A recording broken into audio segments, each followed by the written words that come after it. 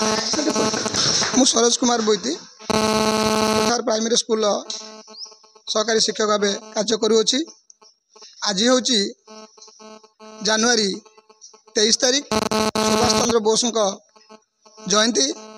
प्रथमे पिला माने आम विद्यालय को आसिले। विद्यालय प्रथमे सर्वप्रथमे आमे प्रार्थना सभा कलु। प्रार्थना सभा पर सुभाष चंद्र फोटोचित्र उपरे आमे पुष्पमाल्य देलु एवं पिला माने स्वागत कले। ताहापरे पुष्प तांको फोटोचित्र उपरे आमे धूप मध्य अर्पण कर देलु।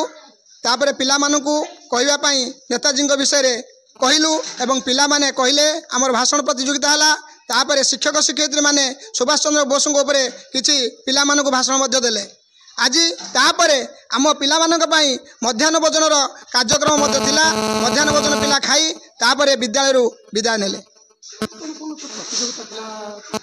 आज गीत प्रतियोगिता थिला। ता संगे संगे नेताजी विषय पिला मानकर कॉम्पिटिशन मध्य होतला। मु भाग्यलक्ष्मी त्रिपाठी कोठार प्राथमिक विद्यालय सरकारी ना असिस्टेंट टीचर। सुभाष चंद्र बोस जन्म जयंती पालित होती कौन सब प्रोग्राम था? पिला माने आसिले प्रथमे प्रार्थना कले। तापरे नेताजी फोटो रे आमे पुष्पमाल्य अर्पण कलु। पिला माने निज निजर वक्तव्य रखिले। तापरे आमे नेताजी विषय तांको कथा मान कहलु।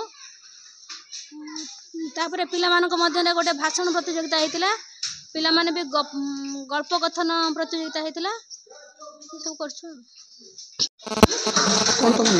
कृष्णा बेज को क्लास रे पढु? पंचम क्लास रे पढु अछि। आज हूँ सुभाष चंद्र बोस का जन्मदिन। सुभाष चंद्र बोस 1897 मसीहा कटक ओडिया बाजार रे जन्म ग्रहण करथिले।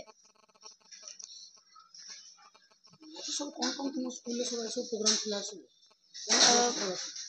गल्प प्रतियोगिता हला, भाषण प्रतियोगिता होतिला। तापर मध्याह्न भोजन भी होतिला। तमे प्रतियोगिता भाग लेतिला? केते खुशी लागला जे प्रतियोगिता भाग नेलो। सांग मान सब सुभाष चंद्र विषय जनैलो केते खुशी लागला? भल लागला।